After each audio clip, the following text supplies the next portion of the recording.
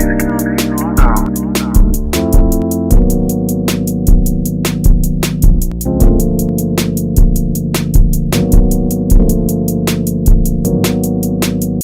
right, guys, so I got this pulled up for my RV technicians, especially not the customer. I'm always thinking about work. Especially the viewer who was asking about the specifics of the test device, because I believe he wants to make one. I believe he's an RV technician, and he's trying to get his stuff together. So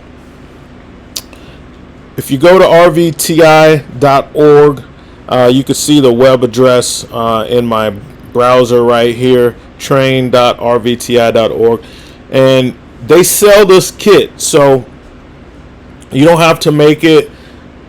They've already made it for you. It's like we make these every class that goes through the certifications, right?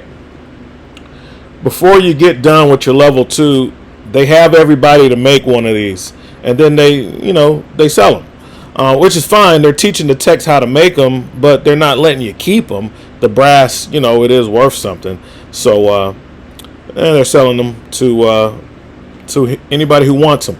So you can see right here, this is the propane test device. It has a part number. It's $40. It's worth that $40, guys. You can go ahead and buy it. If you don't want to buy it, you can make it. You can kind of see the parts, and you see down here, watch my cursor. It says that all the brass components to assemble the kit is outlined in the propane level 1 lab activity number 5. All right, so what I'll do next is I'll cut over to the regular camera, and we will take a look. I'll pull up my level 1 books. I still believe I have them. I will research and find them, and we'll take a look at that. So as you can see, the instructions from when we were in the training. Okay? All right, guys. That's what we got. Just give me a minute here, because I think I did at some point make iBooks. Here we go.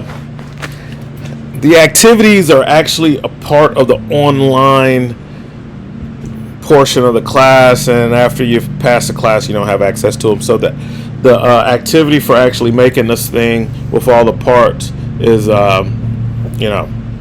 it's not listed in the book as I thought, but I did find the books, and here we're looking at one of the books real quick on the propane. This is level 2. Level 2.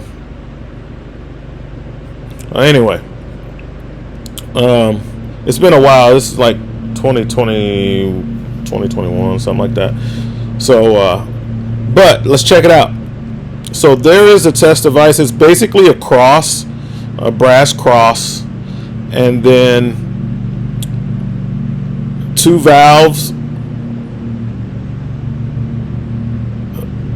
3/8, ½ inch, and then 3/8 to 3/8 on the other side. Maybe I'll take mine apart so you can see the individual parts or something. And then there's your double swivel. Now let's take a look at some of the pressure test stuff, right? So you can read. So I'm not going to read this whole thing, but look at number 5. It kind of tells us about the orifice hole, which is what the guy wants to know about, is the orifice hole. It says the number 41 drill hole provides a flow rate of approximately 75,000 BTUs per hour. This is equal to 30 feet square per hour flow and represents about 50% or more of the BTU flow rate of the appliances. So there's some of the numbers. I like to give out accurate information, and I hate speaking on a topic and then not giving you the technical information. It kind of defeats the purpose of making these informative videos like this. So I'm just going back to give you this information, and you can see how you do that. All right, guys, so it's a 3/32 drill bit.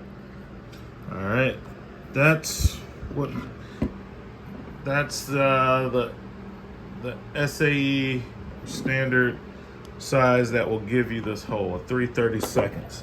So let's take the back of the drill bit, and as you can see, it makes a nice snug fit.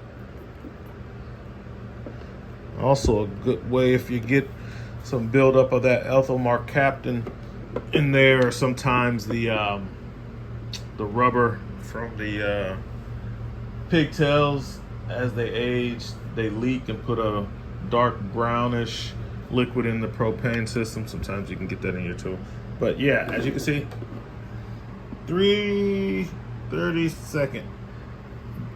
So if you want to make this yourself, just take a plug and put in the end of your valve and make that 3/32 hole in the plug. So let's look at the individual parts, right? So we have the plug and we have the valve, right?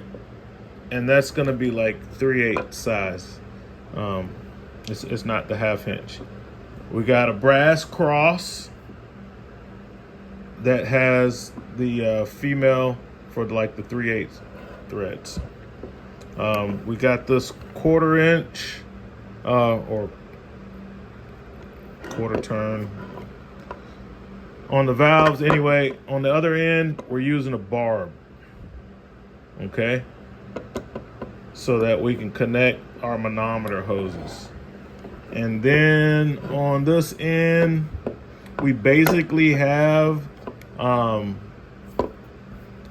3/8 threads that this is screwed onto, so that I can get this flare on the other end, so that I can use different attachments like this 3/8 flare swivel adapter, okay? And I can go from there, use a 1/2 inch reducer so that I can put on 1/2 inch swivels and things like that, so I can break into the main line. Like your main line coming from the regulator is going to be 1/2 inch flare, you know.